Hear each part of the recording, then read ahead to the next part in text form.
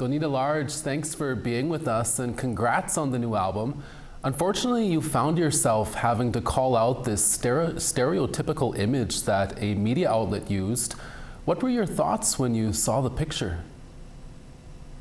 Well, I think for myself, it was at very first shock.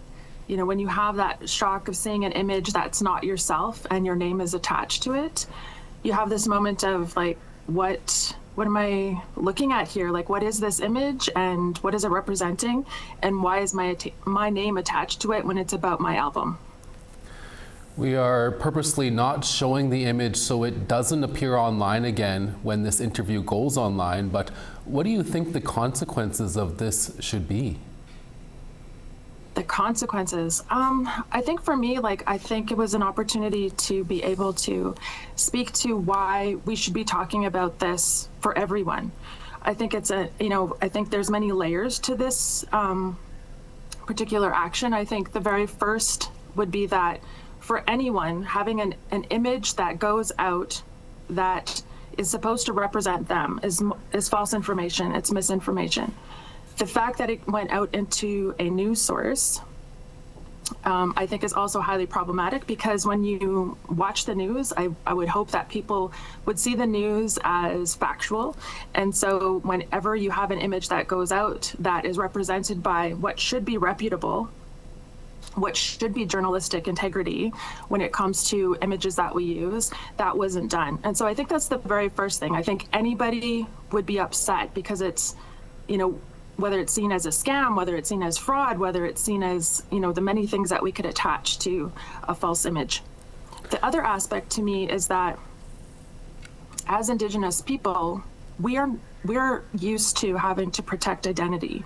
And so the fact that we've had to now deal with another type of stereotypical image created by AI, because what else is AI going to create? It's going to just take all the information we have online and create images. We can't expect that AI is going to be ethical.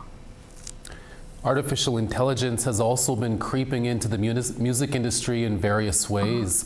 As a longtime performer, Donita, are you concerned about that? Well, there's lots of different streaming sources now where you don't always know if something is AI. And I actually felt really duped one time because I was listening to a song, just getting ready, doing my thing. I thought, wow, this is a good song. What is this song? I looked at the artist. I thought, okay, I'll add it to my playlist. And then I just had this feeling that I was like, okay, well, what should I look into this more? And so I did. And then I realized it was an AI artist.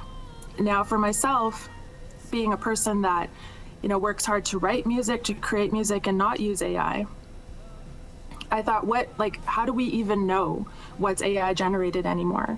And then for all the artists who are out there, to be an artist in this day and age, it's not like we have patrons, back in the day who would take care of us and allow us to do our artwork. We have to work hard to try and make any kind of living, to be able to make money, to be able to do more music, to go out and be on the road.